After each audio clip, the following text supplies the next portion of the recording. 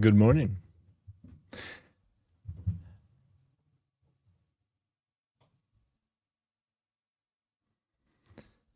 How's everyone doing?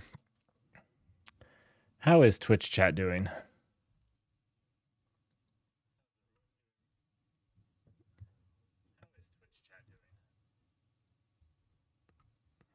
Got a little echo there. That's nothing too bad.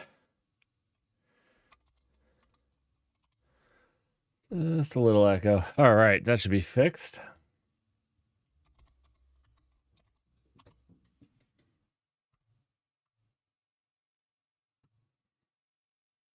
I'm just going to give a little bit of time for people to join.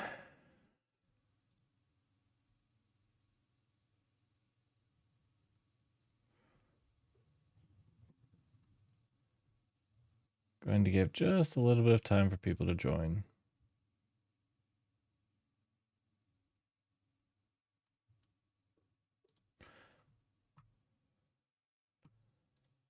We'll be on our way.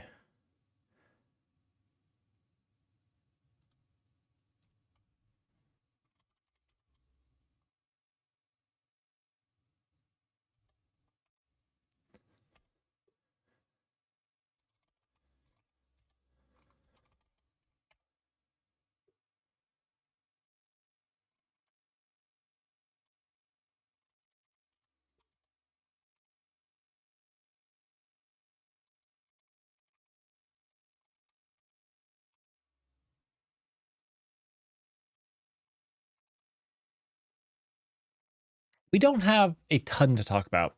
And in fact, next week, we might even have less to cover. Next week, we might even have less to cover. Usually, a lot of things are really, really slow this next week. So, we'll cover it if there's anything interesting to cover. But I'm not really betting on it.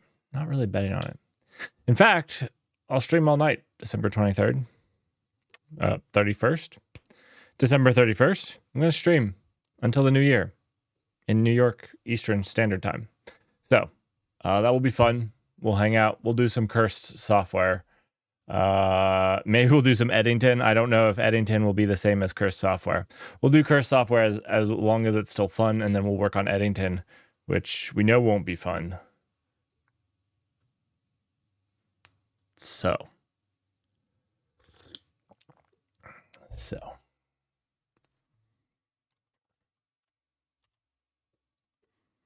You know what I need to get better about?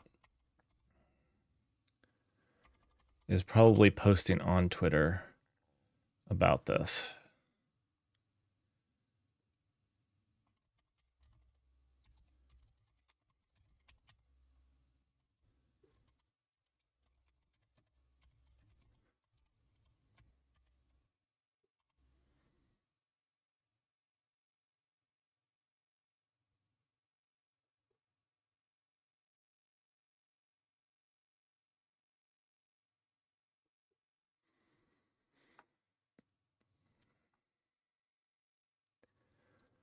All right.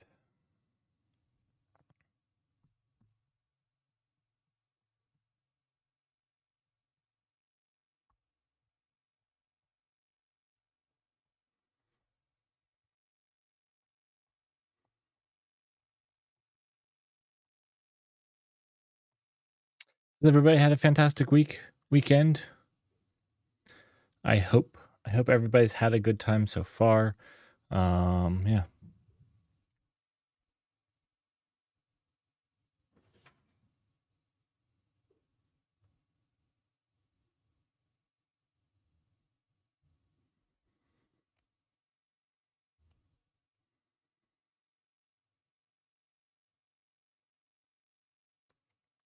You know what? We'll kill some time until our first ad runs. Actually, I think I can run an ad right now. If I do that, then we won't get anything. So we'll go ahead and get our ad out of the way. That should allow us to do the whole new segment ad free.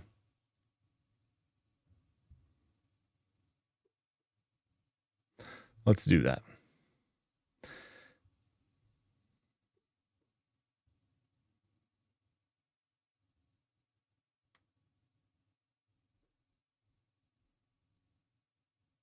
There we go.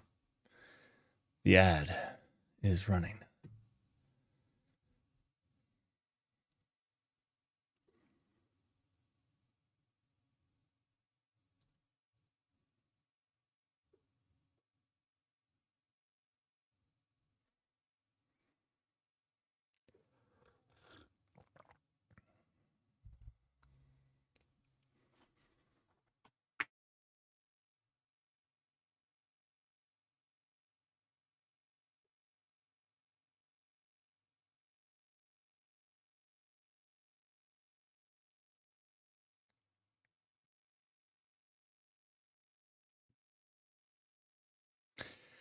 So we have a new news segment called acquisitions.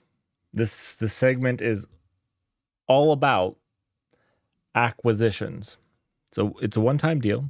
We have a lot of news to cover about acquisitions in the tech space. A lot happened with acquisitions, from Adobe to Broadcom to even Cisco. So we're going to be talking about acquisitions. We're going to talk about security. There's a couple things that you need to know that are happening in the security right now. One thing that I found funny, one thing that you really need to know. Yeah, one thing that you really need to know. And then there's a new project that I'm pretty excited about, so I wanted to give it a shout out. And we'll talk a little bit about the public clouds, even though the public clouds were really, really, really quiet. But even though they're really quiet, I did find a few interesting tidbits on them that we will cover.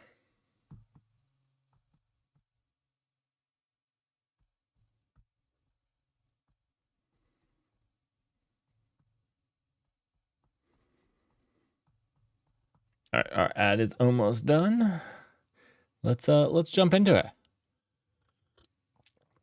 So let's start with security like normal. Probably the biggest thing that you need to be worried about is CVE 2023-48-795. This is a doozy and is on SSH. The SSH transport protocol with certain open SSH extensions found in OpenSSH before 9.6 and others allow remote hackers to bypass integrity checks such that some packets are omitted. This is a pretty big deal, and we've already seen several cases of it being leveraged. Now, as usual, I feel like a broken record here.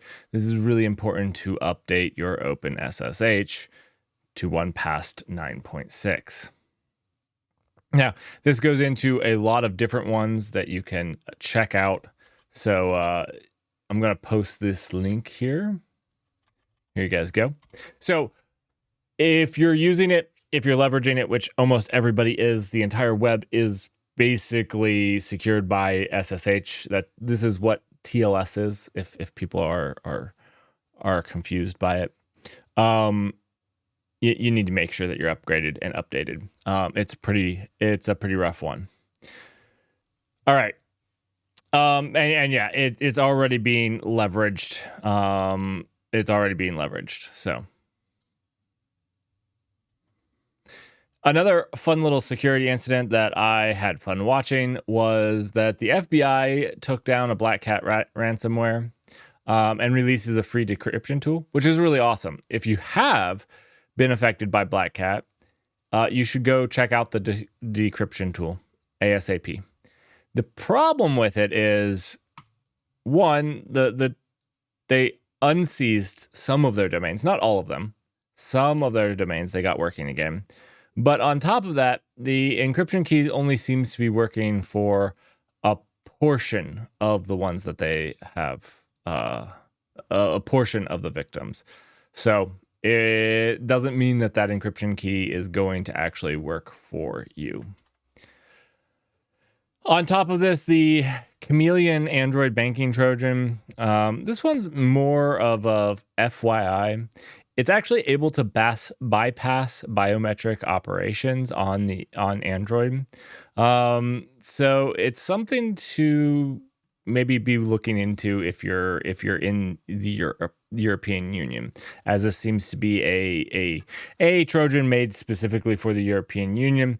But just understand that it does bypass biometric authentication.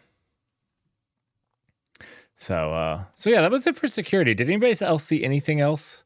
That was really all I saw. Really, the big deal is SSH. This is not the first one in the last 2 or 3 months. I want to say that there's been one SSH TLS related thing every single month. So it's really important to keep up to date with those, because that is literally how any of your projects are secured access. So, yeah.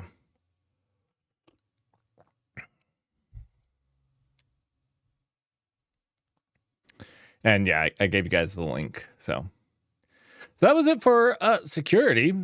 We can jump over to our new section, just a special December section called acquisitions. We have a couple things to talk about. There was 3 major acquisitions that have done some new things. One actually took me by surprise. One sets a, I'm going to say dangerous, but it sets a precedence. Maybe not dangerous. I don't know. One sets a precedence that I think actually is going to affect people more than they think. And I guess we'll just start with that one. The Adobe deal. Adobe refuses to compromise its bid for Figma, and eventually Adobe's $20 billion merger with Figma is abandoned. This one I actually think is a really big deal. Not really for Adobe. Adobe's projects suck compared to Figma, but I think it's a really big deal for Figma, but I think it's a really big deal for software companies like Figma. There are a lot of software companies like Figma that work to be bought. That's their exit. So there's basically for these startups, there's 2 exit strategies. One is to be bought, and one is to, IPO. Some companies have a harder time IPOing than other companies do. But this almost assuredly removes Figma from the market of being bought. There's not many other companies that would want Figma and be able to pay $20 billion for it. So I think it's a big deal for Figma because it effectively forces them to IPO. I'm not saying that there's not another player, but there are very few players out there that are going to be able to shell out $20 billion for Figma. So that basically forces them into a position where they have to IPO. I don't know their financials. I don't know if they can IPO right now, but yeah, that's kind of the big news there. Now, that being said,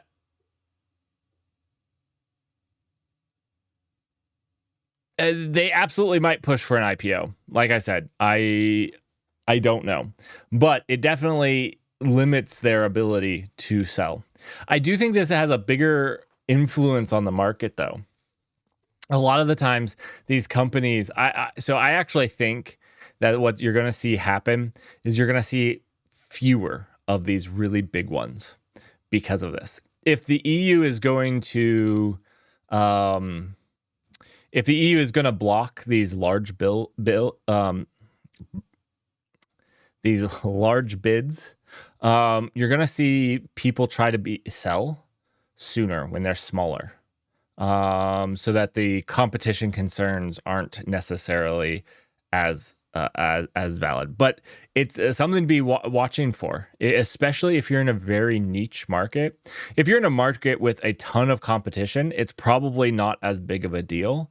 But if you're in a market where there's very few actual other competitors, it could very well limit your places to sell. So I think it's a really important thing to take into consideration, especially if you're a small business owner or wanting to start a tech company. I think it sets some precedences there for how you can exit. Everybody likes Figma, so I don't know. I should have checked their financials. I'm sure that there was some public financials. I don't know how they are, but I'm assuming that they're fairly good. So hopefully they'll be able to IPO without a problem. Now, there was some other big news with acquisitions. We've all heard about the Broadcom takeover of VMware. We've seen projects like Tanzu be gutted. We've seen massive amounts of layoffs. Those things I accounted for when this was all going through. Those things could be foreseen. It's what Broadcom does. But Broadcom did something that definitely surprised me. Broadcom is canceling its partners. That's right. Broadcom is sending termination notices to anyone that's under $500,000 in annual VMware revenue. Basically putting them at loss of their partnership status. Not only did they do this, they got rid of the perpetual licensing and are upping the fees for their customers. Basically, maybe you could have looked at this and said they were going to do it to milk it for all the money that it's worth. Maybe. I think that they might actually be strapping that foot gun very securely to their foot. And preparing to fire multiple rounds. They're a large company, obviously. Very large company to buy VMware. But I'm kind of expecting a large amount of virtualization companies to kind of come out of the woodwork. I'm starting to guess that might just happen. There seems to be a lot of turmoil going on. So this is another thing. So starts the reign of Broadcom. Yeah, I mean, absolutely, Russell. I didn't actually foresee this one. I foresaw a lot of the other ones. Tanzu is probably, I never used Tanzu, but it was probably my saddest thing. I kind of liked what they were doing there or trying to do there, bringing a full VMware stack from VM management all the way to Kubernetes and application management. I like the idea in theory. Again, not heavy user, but yeah. And our last thing is Cisco to acquire cloud native networking and security leader Insolvent. So Insolvent, unlike their name, is just teasing. Insolvent's a big security player in the cloud native area, and Cisco is making a stab for it. So I hope Cisco doesn't follow along the way with Broadcom. Cisco's kind of trickier. Broadcom's very consistent in how they operate with acquisitions. Cisco maybe has changed their playbook a little bit. So I'm hoping to see some more evolution in their playbook for acquisitions and how they're going to leverage that. I hope that they don't kill Insolvent itself, and like Broadcom did. I hope that they look to build upon better, tighter integrations. So basically there's, with these acquisitions, there's generally two different ways. The Broadcom way is you slice it up and actually purely integrate it into it. The other sort of way is where, Insolvent does its thing and does it well, but now you can make a tightly integrated stack, but you can also use Insolvent by itself. I'm hoping they go the latter way instead of the former way, but also congratulations to the Insolvent team.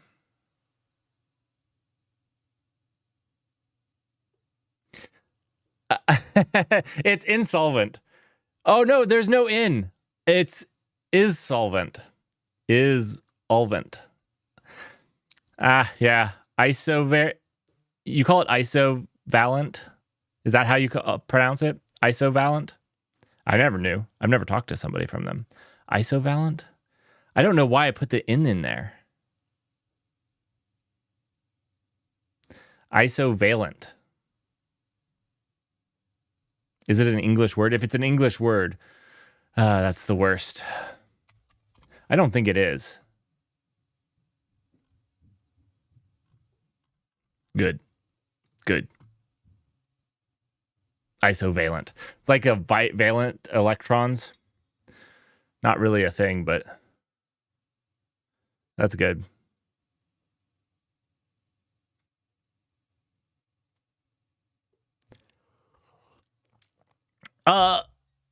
Yeah. I hope it continues to be a thing.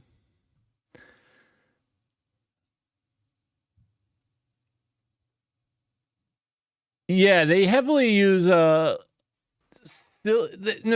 I think they're part of Cilium, but they also use eBPF, right? They're big on the eBPF. So, you know what? Tell me what you guys think.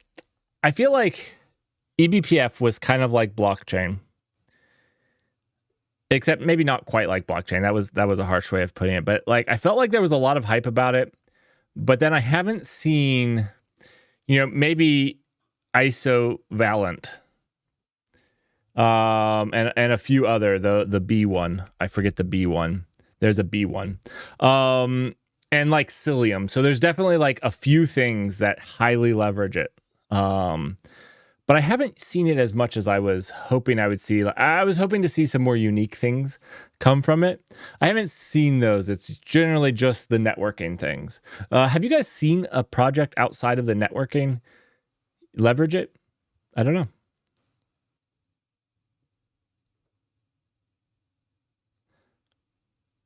I don't think Cisco is nearly as bad as Broadcom. Like I said, I think if you look at Cisco's acquisition history, so I pulled it up slightly before this, it's changed over time. If you're talking about Cisco a while ago, it was pretty bad like Broadcom. But if you're talking more recent, it's not nearly as bad if I remember. Let's look through this.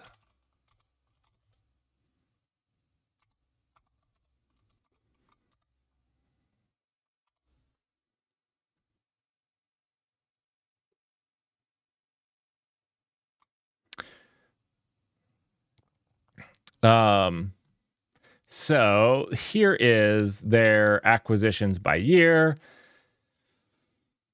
So these two are intent to acquire. This means they still have to go through the regulatory process. They're not done yet. Insolvent and Splunk. This is actually a really interesting thing, though, is they've gotten insolvent. I say insolvent. I've always called it insolvent. There's no in. ISO Valent. ISO Valent. I'm sorry, ISO Valent people. I have literally always called you insolvent. Anyways, Splunk is another one that they're looking to acquire.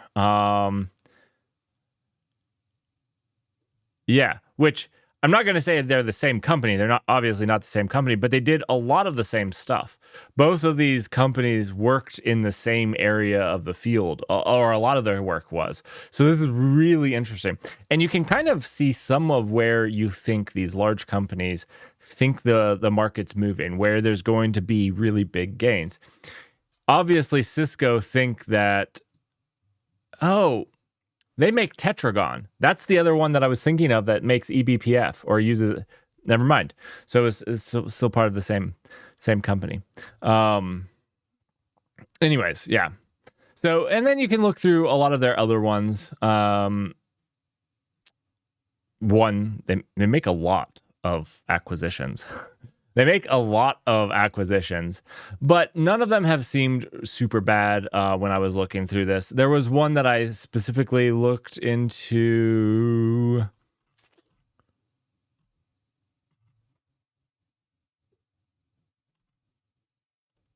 I think it was 2018. Let's see.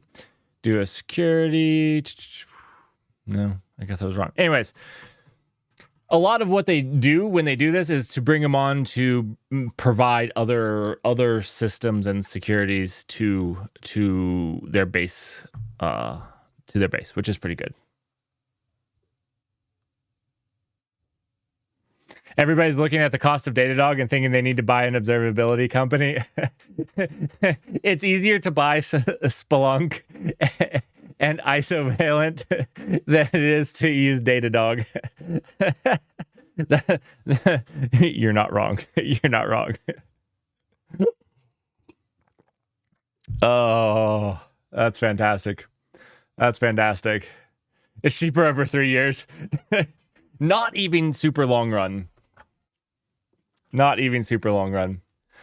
All right. There was one thing in open source that I think I'm going to have to give a shot at. Everybody loves the concept of Ruby on Rails. I said the concept. I don't mean Ruby or Ruby on Rails specifically, but a batteries included easy way to basically just make a web application. It sounds fantastic. And you know what? Rust has been a little bit lacking in this regard. There hasn't been a full stack up till this point that just kind of had everything you need for the basics. Well, that's changing. All aboard the Loco train. The Loco is what they call the train. Never mind. Sorry. Just Loco. Loco.rs has been released upon the masses. I discovered it. Maybe it got released prior to this week. But it's interesting. It's interesting. You know, when people want to make a website, you know, it's backed by Axiom, which is the web router that I use. But basically, it looks to provide a really quick way to get up with a Postgres database and make a web app with some calls. It looks interesting. It looks interesting. I've never been a Ruby on Rails enjoyer myself, but I don't know if that was because of the Ruby part of the Ruby on Rails. So I'm kind of interested in giving this a try. We'll probably do a stream with it, trying to make something. I would love a battery included way for people learning Rust where they can actually make a project and not have to worry about every little detail. So I'm excited about it. I'm excited about it.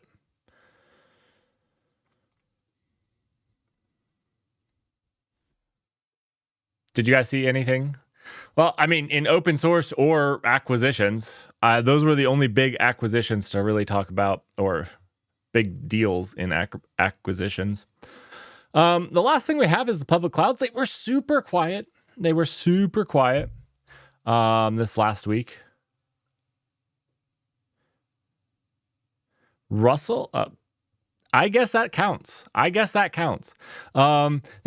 it was really quiet this week. There wasn't a whole lot to talk about, but we will talk about the few things in the cloud. Public preview of a free SQL or Squirrel managed instances. So basically, they're adding a free SQL managed instance that you can use so that you can explore the solution that offers efficiency, scalability, and security. Free SQL managed instances empower you to optimize database operations, reduce downtime, and realize improved performance. So if that was you, if you're on Azure, eat your heart out on that. All right.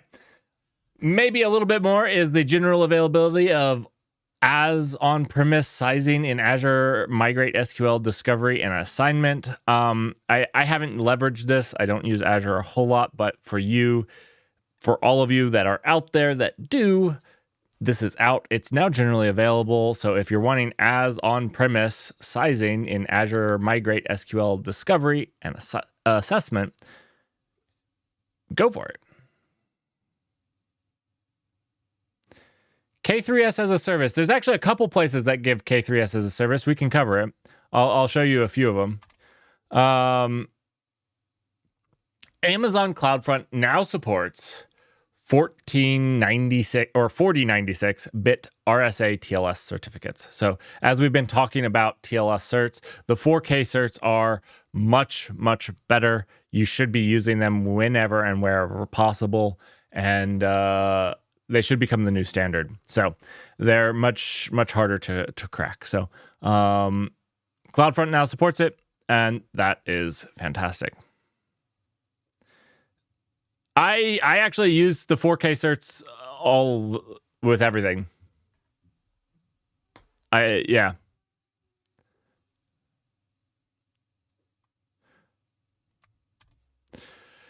As usual, Google absolutely did not release anything of import. And I couldn't find anything. I searched, I couldn't find anything. That was, yeah. I went through their blog posts, didn't find anything. I mean, it is the last 2 weeks. These are really slow weeks. I was dredging the bottom of the barrel here. I mean, I like the 4K certs for CloudFront for these, but I mean, like, yeah, there was not a whole lot. There was not a whole lot. You know what? That's an excellent point, Russell. Everybody should be super grateful. These last 2 weeks, Google is too busy taking off work to actually kill products. It actually takes them effort to kill as many products as they do. And so with it being the holidays, you probably won't get a product killed in the next 2 weeks. There you go. Merry Christmas. Now, that is true. We did have a K3S service. So which one were you talking about, Raj? Which one were you talking about? And I will throw out the one that I know about. Actually, I know about two, right? I don't remember the name of one of them. I don't remember the name of one of them. But Sivo.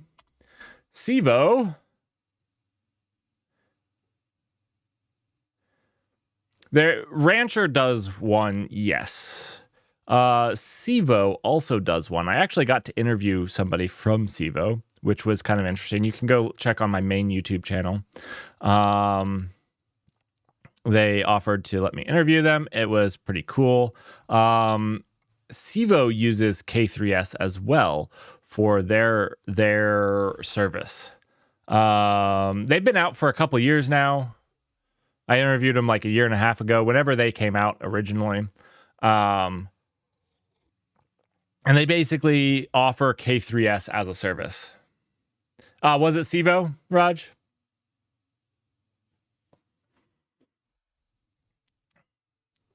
Cool. Oh, the other one that I know of, is fly.io. Fly.io.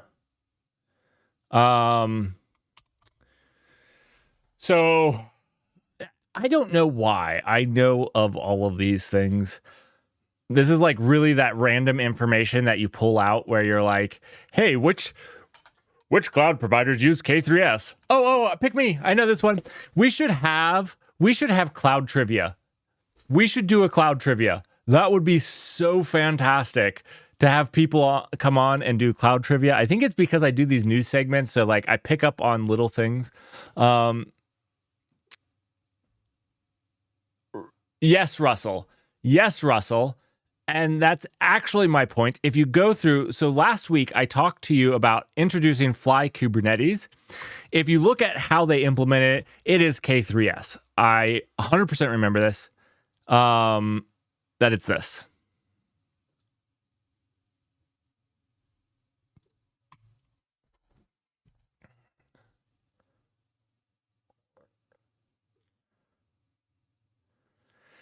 I saw the Kelsey Hightower chat. I wasn't able to actually make it to that chat. I saw that it was happening. I didn't get to make it. I would love to have, I'm assuming it's recorded somewhere. I'll have to give it a listen at some point. I would hope that it was recorded. DHH, David made a post about how they've recovered it. I reported that in the news 2 or 3 weeks ago.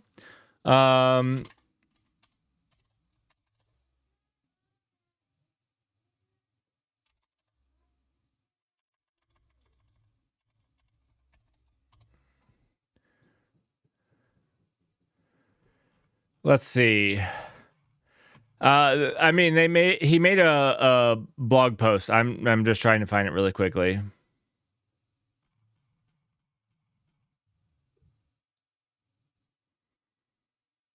Why is his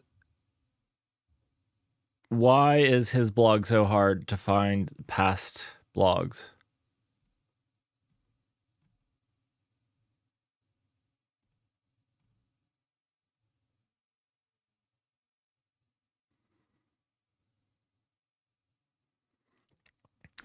I find it to be very interesting how people will jump to you know, I don't agree with David. Like, he loves Ruby on Rails, and I already made fun of Ruby on Rails once this episode. Like, but I also respect that he's actually done quite a bit of cool things. He actually brings product to market. His things actually work decently well. And so I don't know why he gathers so much hate. Like, do I agree with him taking the type annotations out of the thing? No, but it's their open source project. So I'm also not like, if I used the project, I'd probably be a little bummed, but also cool. Thanks for letting me have this open source project. I don't know why he gets as much flack as he does. I don't know.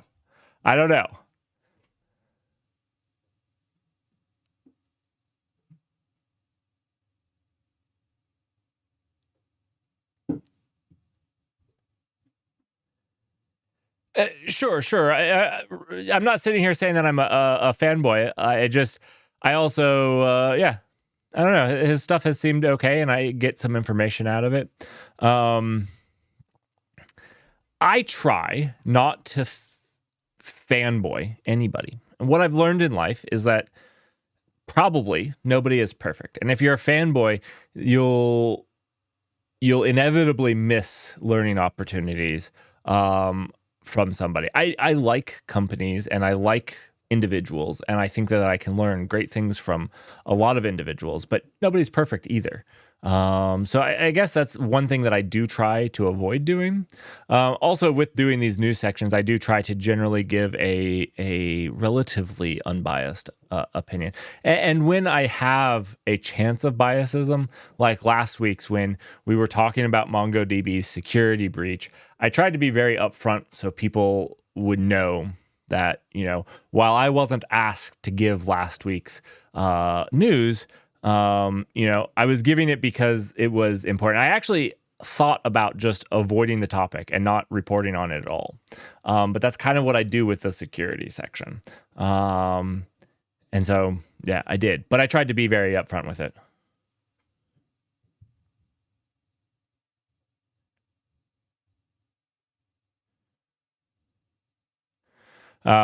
Anyways, yeah. So I would love to hear it. I'll have to listen to it sometime.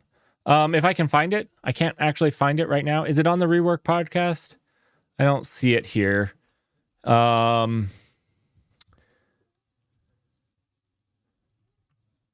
don't actually listen to his podcast.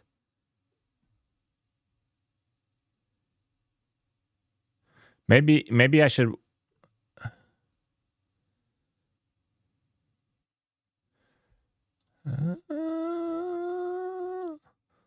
Where is? I'll have to find it. DHH and let's see.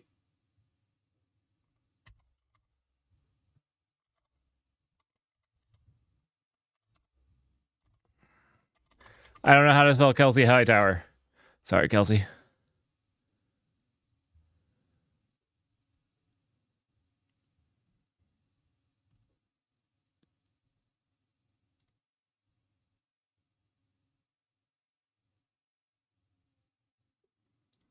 Check if recorded.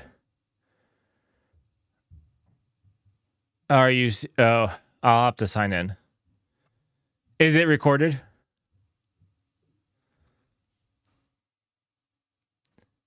Cool. I'll give it a check. I'm interested to see. This is actually kind of one of the things that has encouraged me to, like, with one thing that I'd love to do with the Null Cloud is this on-premise thing. I know that, like, you know, I like experimenting and playing around too.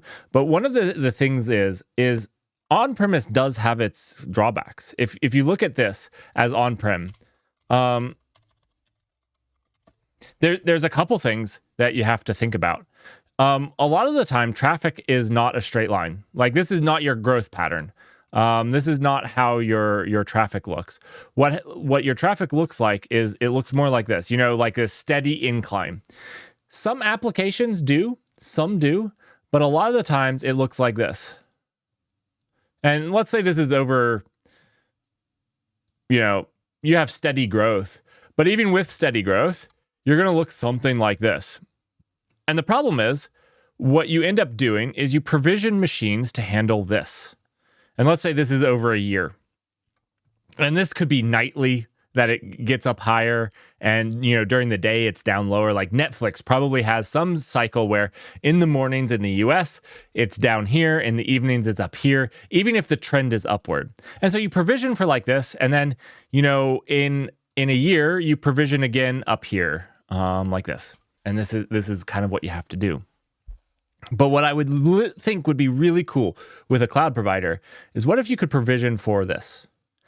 And then let's say this hump here, you use the Null cloud as a fallover. If you can have automatic, immediate fallover, like expansion, not fallover, but like when your servers are out of space running the Null cloud locally, they could automatically, expand on the Null cloud. I think that's something that's really hard to do well. So you can do this now. You can make this AWS, and you can make this your own data center. And you can make it where you scale out on AWS, but that's a lot of engineering work itself. That's a lot of expense. It would be really cool if we could make this a button, a check marks. That's what I would love to see.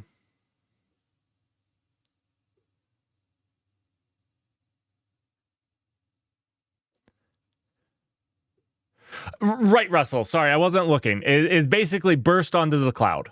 This is going to be more expensive. You're going to pay for it, but that's okay. You had a burst and then here, when this happens, you can allocate more resources, and whenever they come in, you're here. And this is way you don't have the over provisioning that you do here. And it allows you to be a little bit more agile, because you can, when you were provisioning and you had to do these quotes, you couldn't move as agilely because you couldn't add a feature because you didn't have the provision space for it. So, on-premise has some drawbacks. It's a lot cheaper if you know what you're doing.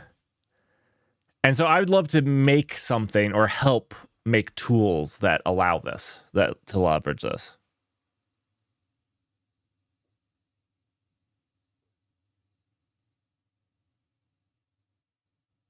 Yeah. And I think that's what he has right now. He has something like this. From his blogs, he has something like this. And so it's very easy. And it might even be shallower. Let's say they only add, they sell to companies. You don't sell as many. It's not like a social media site. And these companies also have like super predictable things.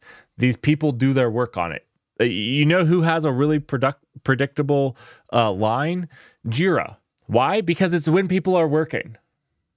And companies generally probably open roughly the same number of tickets every single week, because that's how many their engineers can fix. So it's a very predictable workload. Plus, it's kind of a larger company. Package your clothes while some burst onto your client's devices. So anyways, this is what I want to, what I've been experimenting with Eddington and the Null Cloud is effectively this, is trying to make this simple, where it's like, hey, if you want to run locally, that's great. That's fine. Awesome. You can also burst simply and easily, because if you can solve this bursting and make this simple, you can start to handle these, this type of workload. If it just bursts just fine, you can handle this workload. And that would be super cool. That would be super cool.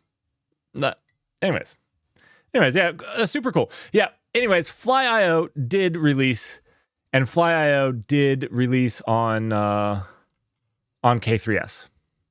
Super cool write-up on Fly. If you guys did not read this last week, weren't here for last week, I did talk about it. I liked it because if you guys know anything about what I have talked about with Gary, or it was Project Gary and now it's Legion, that would power the underlying infrastructure of the Null cloud. Flyo.io basically came out and said that they do something very similar to my plans for their base system. They first used Nomad as a scheduler. They tested out Kubernetes, then they went to Nomad, then they built their own. And their own thing works very similarly to how Legion. There's a few differences, like mine is based off of promise theory and theirs is based off of something slightly different. A little bit different math, but it was really cool read up because I always wonder if some of my crazy ideas are just a little too crazy, but it was a cool write-up. You should read it. I liked it.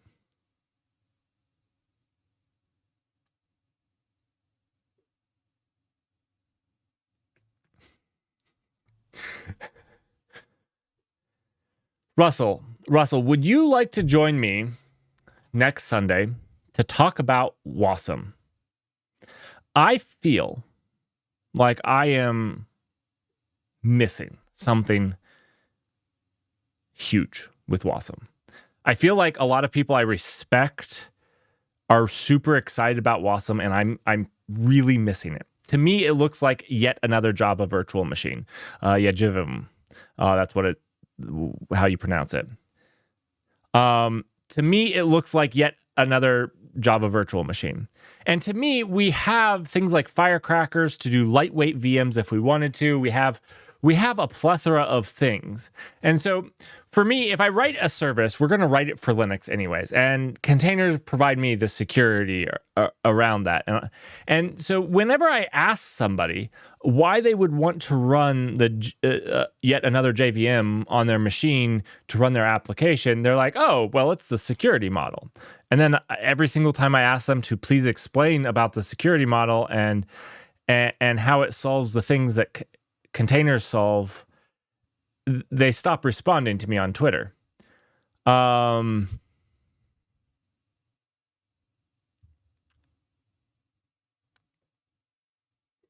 It's much lighter than the Firecracker model, but it's not actually a pure VM either.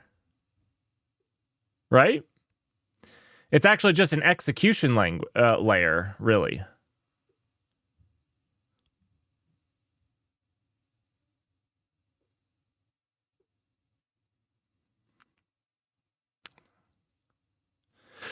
I am entirely looking at this from the perspective. That's not the right word. I am entirely looking at this from the angle that I am entirely in the wrong on this. I just haven't gotten somebody to explain it to me in such a way where I understand. I understand. Maybe it's a skill issue on my part. I'm accepting of that, but I have yet to find somebody that's willing to sit down and have a chat with me about how Wasm is actually going to find, because if you told me that I could run untrusted code on it, that would be one thing. But as I understand now, you can't. The memory model doesn't actually support that. And again, maybe I'm wrong. Maybe the memory model does. I've been trying to ask, so.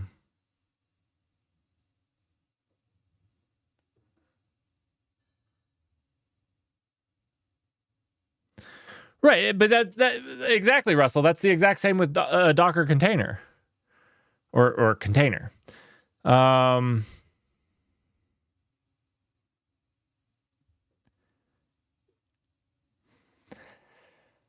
I don't know. A lot of people seem really excited about it, though. So I feel like I must be missing something. If you just told me that it's a better Docker container, that would be fine. I guess I wouldn't be really excited. I mean, that's good.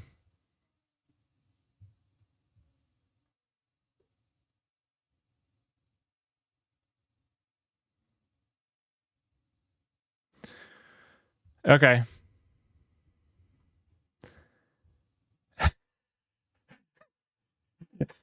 Well, the reason I'm like looking on it, I do want to do content that people are interested in learning that's important for them to learn. And so part of me, my understanding is like, I need to be up on these if I want to help people learn about them. I just want to make sure that I spend my time, learning something that's helpful and useful. And I have been digging into the WASM stuff. I just, every single time I spend hours digging into it, I'm like, I just don't know what I would say at this point. So